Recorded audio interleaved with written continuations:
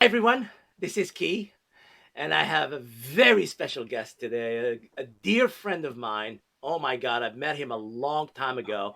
I'll give you a quick synopsis of our relationships. But this friend of mine, Joseph Benedict, has a special announcement. So I want him to tell us the announcement, and I'll give you a background on our relationship. Hello, Joseph. How are you? I'm doing fantastic. That's I good do to have a hear. I do have a little bit of an announcement. I have a brand new book, Frozen Harvest. I Oh, just happen to have a you copy. do? Weirdly, All right. there it Frozen is. Frozen Harvest. Yep. Excellent. It's been quite a journey, as you know.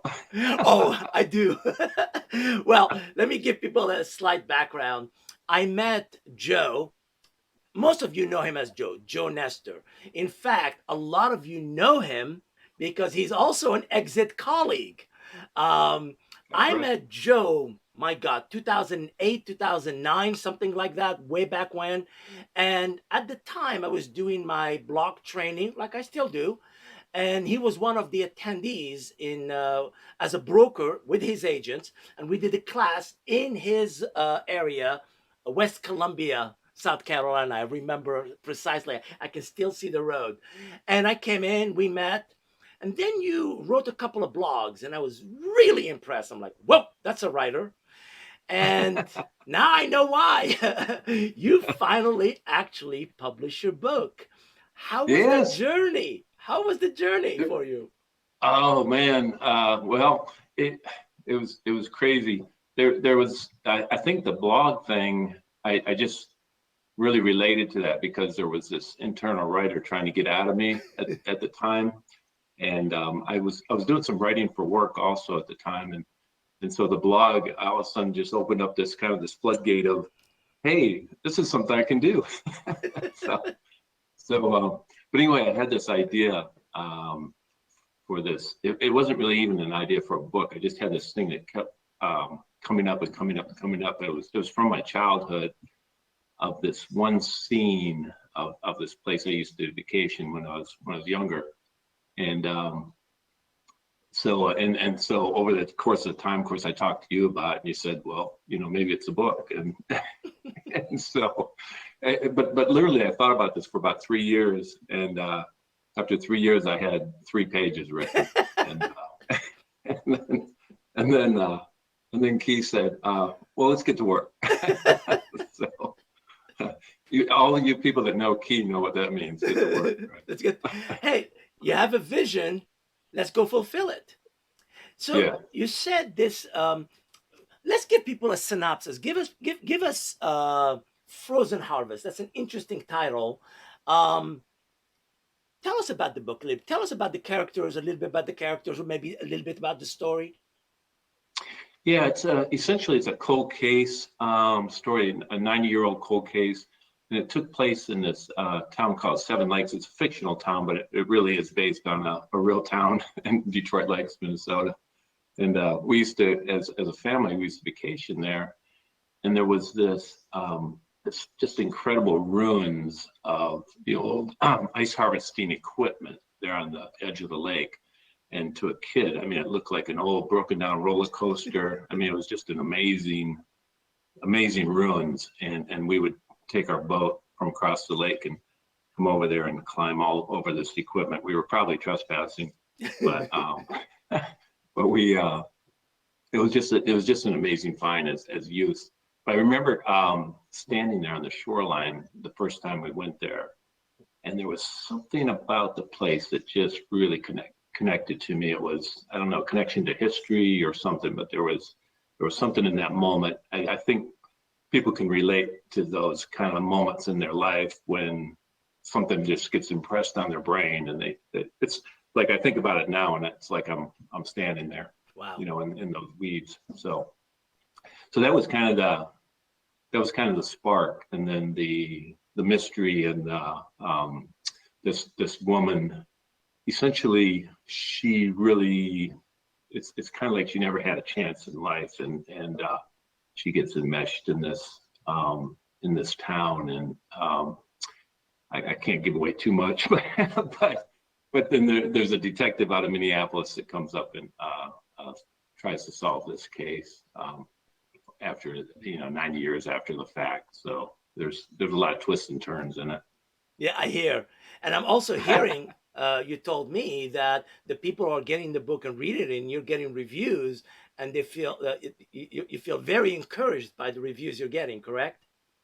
Yes, and you know as well as I that one of the biggest fears of anybody that writes anything is, oh my God, people are going to hate it, and it's just, I mean, I'm just putting out crap, and and so to get a positive review or get some positive feedback is really like, oh, thank God. I was actually able to put something out. So yeah, I have been really encouraged by them. It is a fear Reviews. because once you write the book, it's no longer yours. It's in the hand of the Right. reader, and the reader adds his or her imagination to it, and they are the one absorbing it. So at that stage, it's theirs to do whatever they want to do with it. But it's good to Yeah. hear promising reviews. I know you're going to be starting to do some tours. You're designing a series of things you're going to be doing in the future. Um, Right. Right. Hopefully, the pandemic will ease off a little bit, and we can get back to some normalcy. But I did want to say a few things about that process too.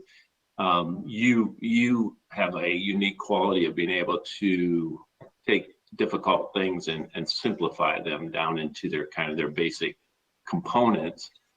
And it's really similar to real estate in a lot of respects because it's really about doing the work. And a lot of people talk about writing a book or talk about whatever the dream might be, and essentially it comes down to the discipline of doing the work and having a process in place. So I highly recommend Key to help you in that process. Basically, what you're Absolutely. saying, writers write. That's Yes. it. If you're Every not day. writing, you're not a writer. So Right. writers write, and writers Yeah. write every day. And Writers they just don't, don't talk about yeah, it. they don't wait for inspiration. They write. For me, real Right. estate agent prospect. That's what we do every day. We don't talk about Hmm. it, we do it. Action. Right. You start with the vision. You had that in you already. The book was already inside of you, and it needed to come out of you. And you need to create a place for it to be out in the world and given as a gift to everyone to read. I will be adding links for people who want to get the book. Um, I'm Yeah, intrigued it really is. to You finish want reading it you myself. when you're writing, you want people to experience what you saw and what you felt, and I think that's the real challenge to bring people along on that journey. And um, hopefully I did that because one of the actual characters in the book, I grew up in Minnesota, and as you know, there's some pretty extreme winters up there. I really wanted people to feel that extreme climate of Minnesota. so I so heard. it'd be good to wear an extra sweater when you're reading. I heard. I was talking to someone, and they said you can feel as you're reading it in the middle of the summer, you feel the chill, and it's Yeah, a chill on two level. There's the chill of Minnesota, the weather, but it's also this story, this character, who, like you there's a little said, bit of foreboding atmosphere going on. yeah, it feels like you're like on the edge of your seat. You want to know how this detective is going to solve this, and it's a Right. cold case. All of the parallels of Frozen Hearts Very with cold cold. case. It's all of these things happening all at once.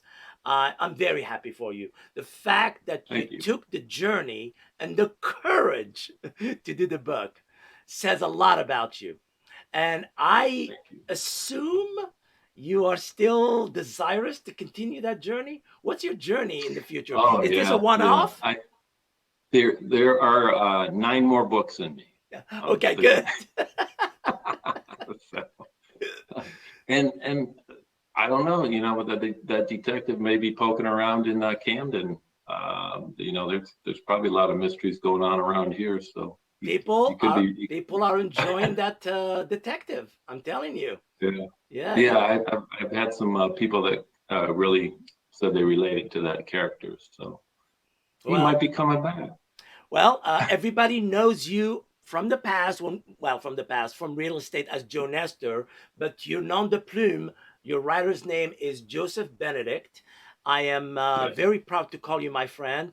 I'm so happy to see the book. I'm going to be getting my copy. I got my digital copy. I'm going to get my physical copy. That's the one I want to read. And I'm going to tell my friends about it. And it's such a delight to talk to you, my friend. Thank you, Keith. As always, All right. we've got a long history. Yep. We're gonna continue on. All right, guys. For Well, sure. have a good afternoon. Thank you.